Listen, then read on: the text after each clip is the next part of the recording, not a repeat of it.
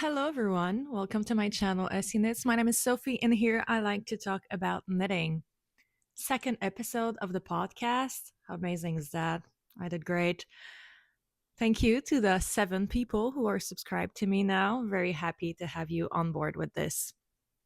Today's episode, I am going to use the same format that I used for the first episode. I'm figuring, it seemed to have worked, and so yeah, hopefully, I will not say as much this time. I'm going to keep that in mind as I talk. Today, I'm going to talk about the Dido tea by Sari Norland, my current projects, and my upcoming project, which I bought the pattern for. So, I'm going to talk a bit about that at the end of the episode. Without further ado, let's start and let's talk about Sari Norland's Dido tea.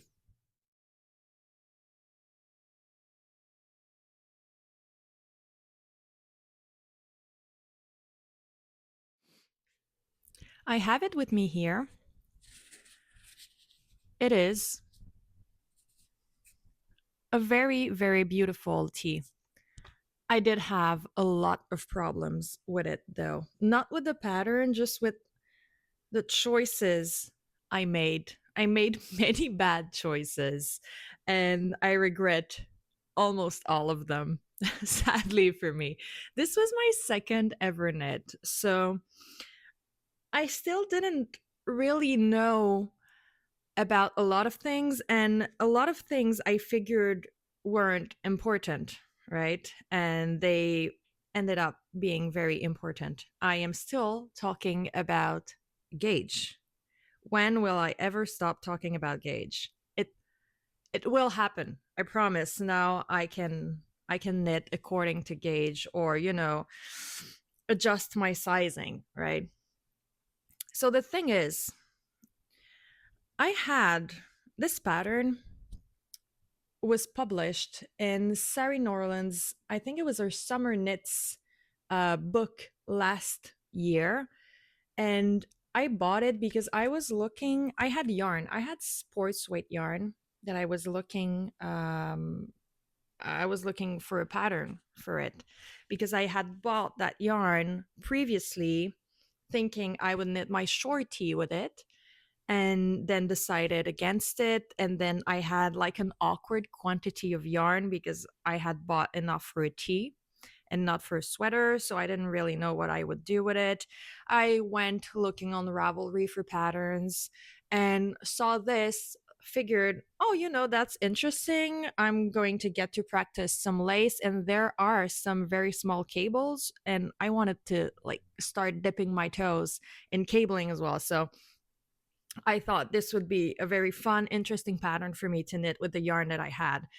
And I didn't really consider the rest of it, which is how the yarn that I had bought fit the pattern and fit the what the tea is supposed to look and feel like in the end.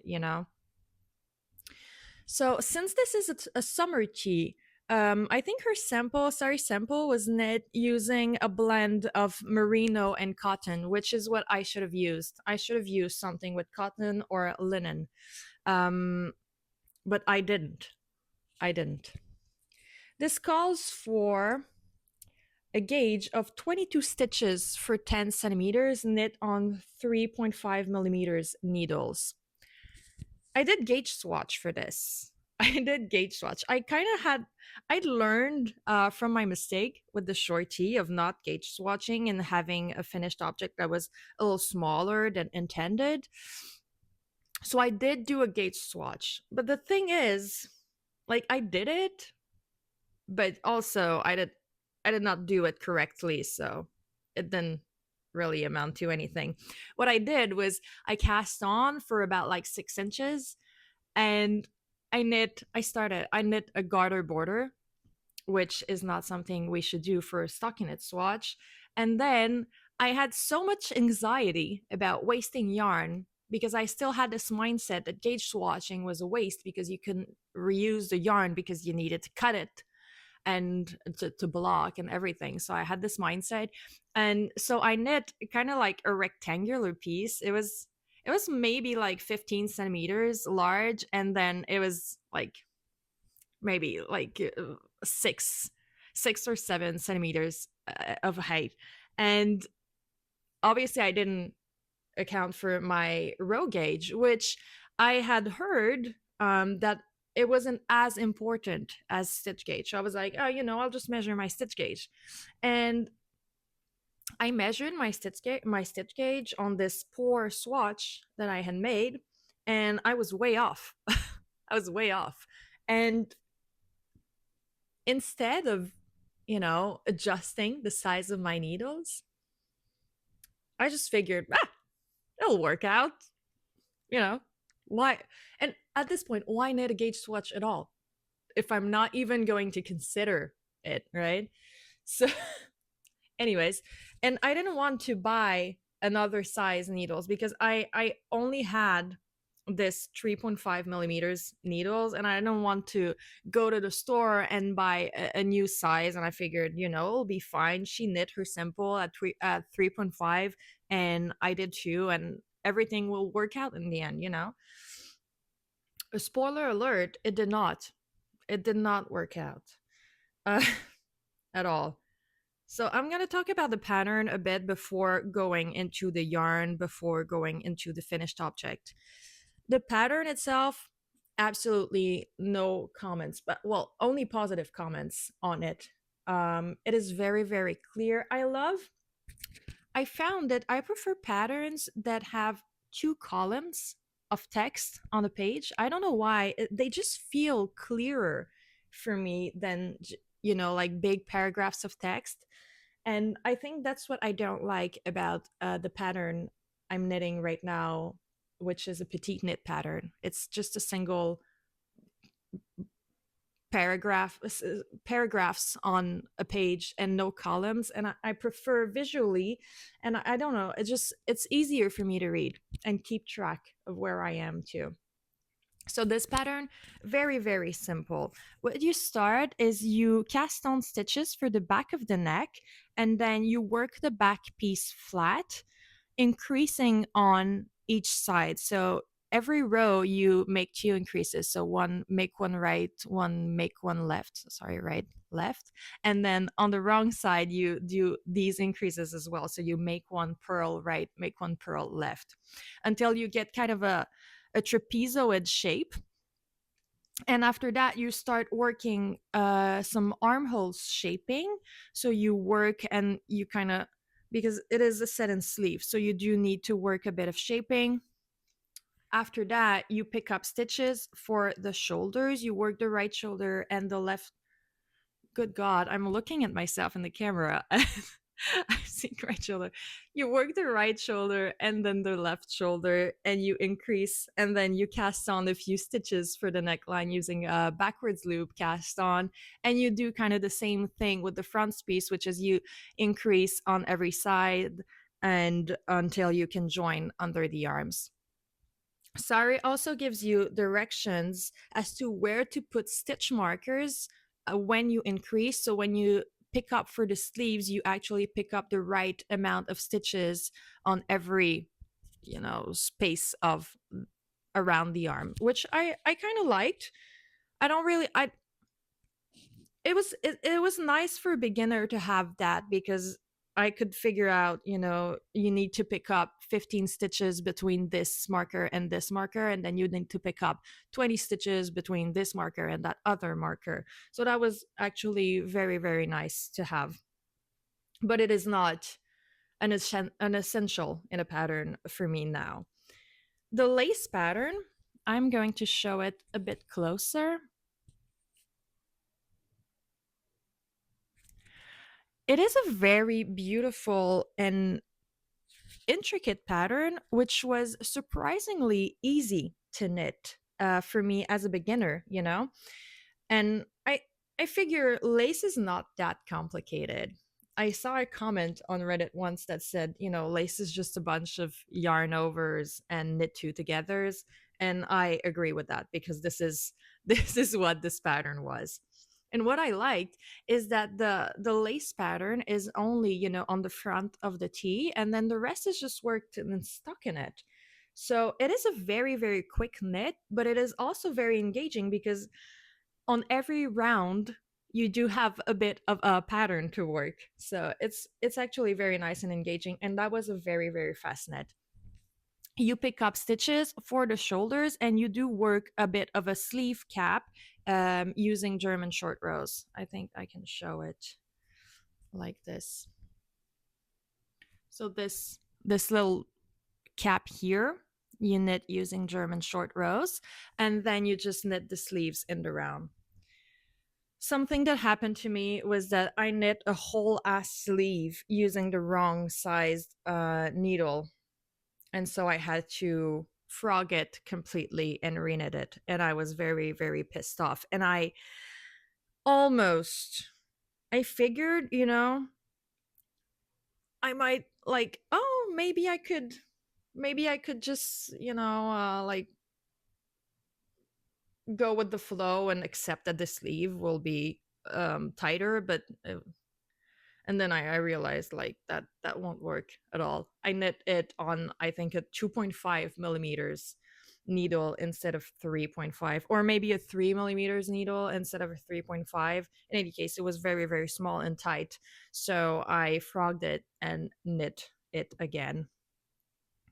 The yarn I used for this, and that is one of my problems with this tee. I use this yarn that I have wound up in a cake. It is from Walcott Yarns. I bought this at Boutique Le Garçon. It is the Opus yarn. I think it's the only one they have there. I bought this because when I started knitting, I used to buy yarn just on feel, right? And I touched the hanks and I was like, "Oh, this is so soft. I'm going to buy this."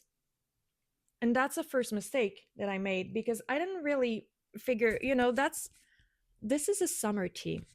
And this yarn is, I think it's 70% merino and 30% alpaca. It is a very warm yarn. It's more of a winter yarn. So I don't know. I didn't really think. I don't know what I was thinking. I was thinking nothing. I was just thinking, oh, soft. And then, oh, sports weight. That is exactly what I need. And so I ended up with a tee that is incredibly warm and that I can't really wear for a bunch of different reasons. This yarn, though, very, very nice to work with it. It's very soft, has great elasticity too, and just this very, very nice feeling on the hands as you knit it. The thing is, oh my god, does it pill? I have worn this tee like at the maximum 3 separate times for a maximum of totaling like 8 hours total. I don't think I've worn this tee for more than 8 hours, and it is already pilling quite quite a lot under the arms and just on the sides of it. I'm trying to take it up so I can show you the pilling. I don't know if you can see. Yeah, that's pretty. This spills so much, and I'm pretty disappointed. And I know merino pills a lot, but I didn't know at the time. So I'm kind of sad about it. And a fun fact though, I did use some of the leftover that I had of this yarn to knit a Frida headband, which is a free Ravelry pattern for this headband here, just with the little cross at the front. And I knit this using one strand of the Opus and one strand of Alpaca One by Isaye. And this has not pilled at all. And I wear this pretty much every day. And when I'm not wearing it, I'm just stuffing it in my coat pocket. So it sees a lot of friction and it has not pilled. So I'm figuring maybe this yarn is better when you hold it together with another yarn, right? Because held alone, it sadly pills so much. And I haven't depilled it because I wanted to be able to show you what it looks like after just 8 hours, like maximum 8 hours of wear. So that's kind of, I'm pretty sad about it. And now, the fact that I did not get gauge at all, I had 25.5 stitches for 10 centimeters. And let me remind you, the pattern calls for 22. So I was way off. I think, I'm not sure, and I didn't like take any notes on this, but I think I knit a size 3. And I ended up with something that's like a size almost smaller than a size 1, which is very, very small. It is the size 1 has a finished bust circumference of 90 centimeters, which is my bust circumference. And this tee is supposed to be worn with a positive ease of 6 inches. And I have 0 inches of positive ease wearing this tee. So it really doesn't fit like it should, which is sad because it is a beautiful tee. And I really, really enjoyed working the pattern too. But I'm not wearing this. It is so freaking small. It is so small on me. And it doesn't really fit with the design either. And I don't know what I was thinking, because as I was knitting it, I was like, "Oh yeah, this looks pretty small." But then I just kept on knitting. And I think being a beginner, I was still scared of frogging. Frogging felt like wasted time. It felt like I was, just wasting money and time frogging. But then you aren't, right? A waste of money is a finished item that you don't wear at all, which is what I have here. I never wear this. And I knit this in the summer of, well, in I think July of last year. And I've worn this exactly two or three times. So I'm pretty sad about it, because it is a beautiful pattern, and I would really, really love to knit this pattern again using a more appropriate yarn and actually get engaged, or actually just sizing up to get the recommended amount of ease, right?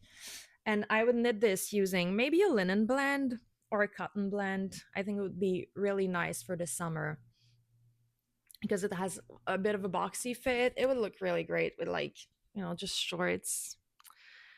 And since my gauge was so tight, my neckline is so tight. I actually have trouble putting on the tee because this is so tight. And I did a tubular bind off for the neckline, so it's way too tight. It strangles me. I'm gonna put it on in a few minutes, and you will see how it doesn't fit right. In any case, what I'm thinking I will do is I will actually frog this. And this is something that I like about knitting now, is that nothing is stopping you from just unraveling something that you end up not liking, not wearing, and you can just make something else with the yarn, right? So that's really, really nice. I am not looking forward to unraveling this, because I know that my ends are woven in pretty well.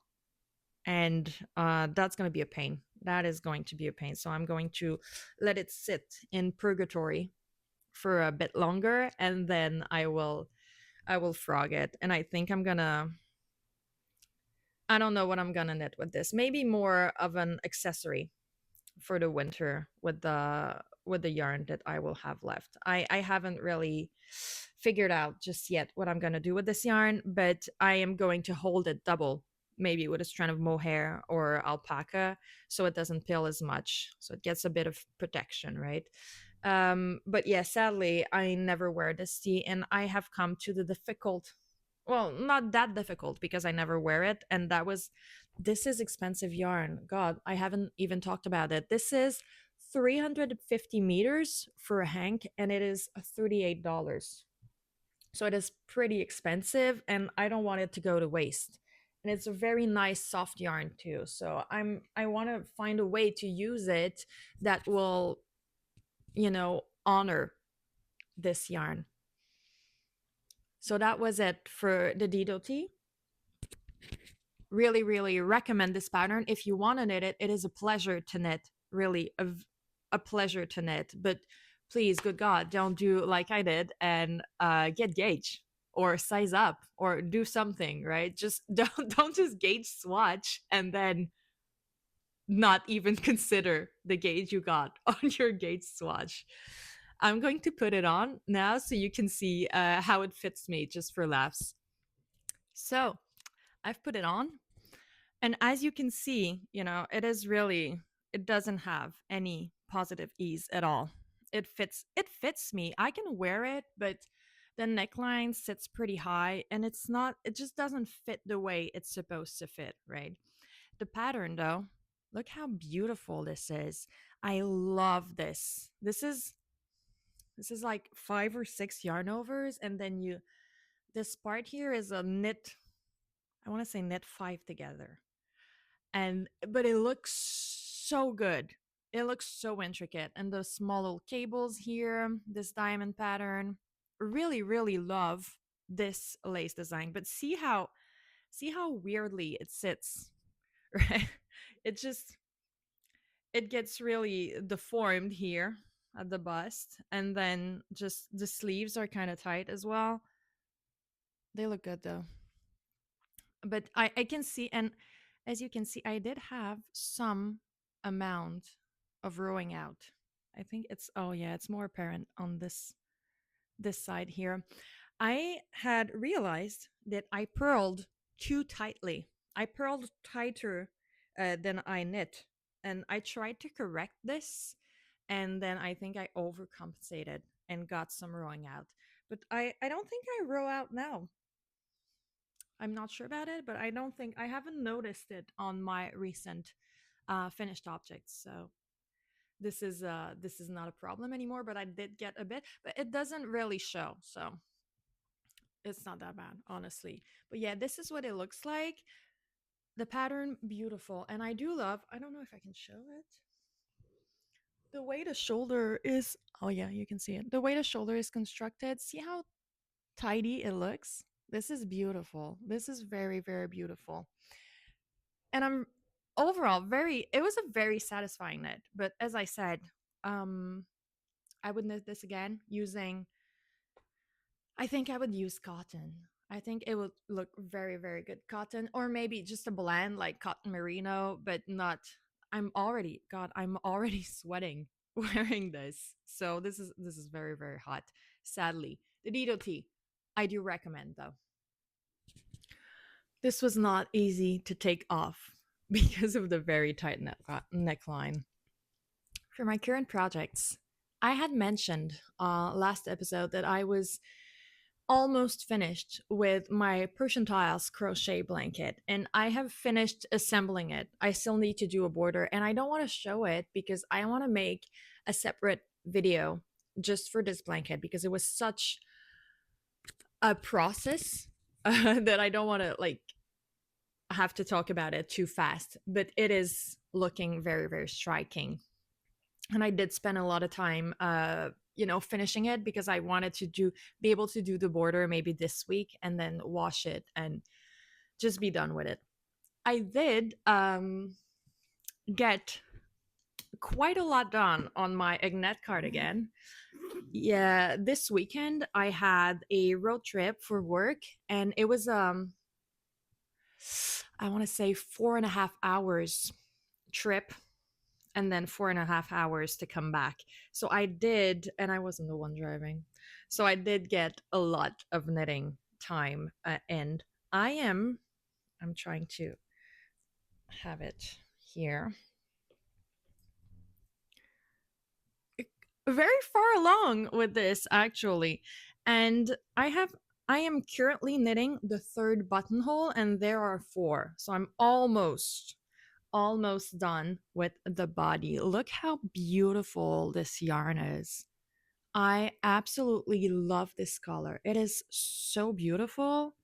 Oh my god. And I mentioned last time that the brioche was slow going and that I was hurting my hand a little. And I figured that I was just holding on my needle, on my left needle, too tightly. So I consciously relaxed my grip, and now brioche doesn't hurt my hands. And it is still kind of slow going, but I feel that once you get in a flow with brioche, it kind of you get into kind of a flow state, and honestly you don't see the hours pass, so it's not that boring. I felt, not gonna lie, I felt kind of bored when I started this. I was like, oh my god, this is gonna be a slog. But then it's really not that bad, and I'm almost finished with the brioche on the body, because once I have done the third buttonhole, I only have like, I'd say 2 or 3 centimeters in brioche, and then the rest is ribbing. And obviously I still have the sleeves to go, and I'm curious how knitting brioche in the round will go. I saw on a couple Ravelry projects that some people had knit the sleeves flat and then seamed them because their brioche looked different in the round than it did flat. So I'm wondering how mine will look and if I will have to do that. I'm not too I'm not too scared of it. So I figure, just I can frog now. I have made my peace with it. So if my sleeves don't look good, I'll just frog them. Even though I'm holding mohair with this, and frogging is not that cool. I did I think I'm figuring out how brioche works structurally, right? Because I did drop a few stitches and I had to figure out how to put them back on the needles correctly. And at first, I don't know if I have one um, I can find them, but I do have some places that I can spot where I did drop and then work a stitch kind of incorrectly, and that leaves a tiny hole. So I figure I didn't pick up the yarn over the right way. But now I have figured it out, because yesterday as I was knitting in the car, obviously I did drop a few stitches here and there, and I could put them back on the needles correct and knit them, and it's invisible. It doesn't show anywhere. So I think I figured it out. It is not an easy stitch to undo or ladder down, right? So it's not really forgiving if you make some mistakes. I know that like Petite Knit has her patterns rated for difficulty, and this is a 5 star, so this is like supposedly very difficult, or like the one of the most advanced of her patterns, which I won't say it's not. I don't feel it is advanced in a way that it's impossible to do for like an adventurous beginner, but it is. I don't really like the way the pattern is written. I said it last time, but then I wasn't sure if it was just me, and then I kept knitting it, and I feel like her instructions are so complicated for nothing. Like there's no reason why they would be this complicated. So I'm not the biggest fan. And as it is right now, I think that I wouldn't reach for her patterns, not because I don't like the style, because I do love her designs, but just the way it's written, I'm not that big of a fan, sadly. But I do love the way this is knitting up, and I'm going to make mine just a tiny bit cropped because I have a short torso and I wear a lot of high waisted pants. I only wear high waisted pants, honestly. So if I wear something that's too long, I think it just doesn't look that good on me. So I'm going to crop this for like maybe I'm going to remove like let's say 1 inch of length for this, and then knit the sleeves full length, obviously. But this is going to look really good. And I have the buttons. I've chosen my buttons. They are right here, still in the little bag.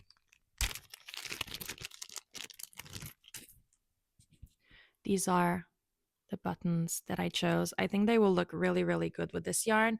Kind of dark, but then again, the yarn is dark, so I think it will. Oh yeah, that's gonna fit really great. Really love this yarn. Really love this yarn combo. I had knit with this before. It's this 10 pure gint and 10 silk mohair from Sundays Garn. The mohair is not, it's not, I think it's 25 or 30% silk, 15% wool, and then the rest is kid mohair. It's not that soft. It's pretty soft actually when I'm knitting it, but when you wear it, it is just the tiniest bit itchy. But honestly, it softens with wear, so I don't really mind this.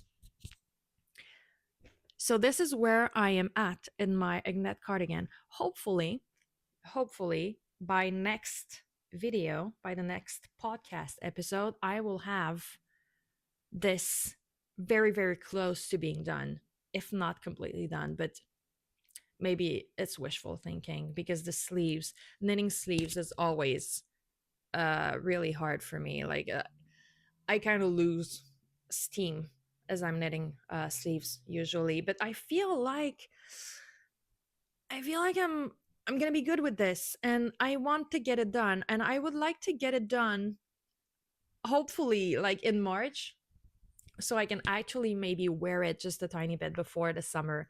It is still very cold here today. I think it's -20 again, even though it was over zero yesterday. So we never really know what to wear. In any case, that is where I'm at. I figure next week or maybe in 2 weeks, I will do my special video, like a hors série of my Persian task crochet blanket. And yeah, that's pretty much it for my current projects. Now, what am I knitting next? I've talked last video about doing a second cardigan, but like a more, I want to say more casual one, or a simpler one, maybe mostly stockinette. And I had talked about a few patterns, and I have decided that I was going to knit the Cardi Jumper by VertKnit. And I bought the pattern already because I wanted to skim through it while I was finishing my Ignat cardigan. And I wanted to like have a feel of what yarn I'd use for this.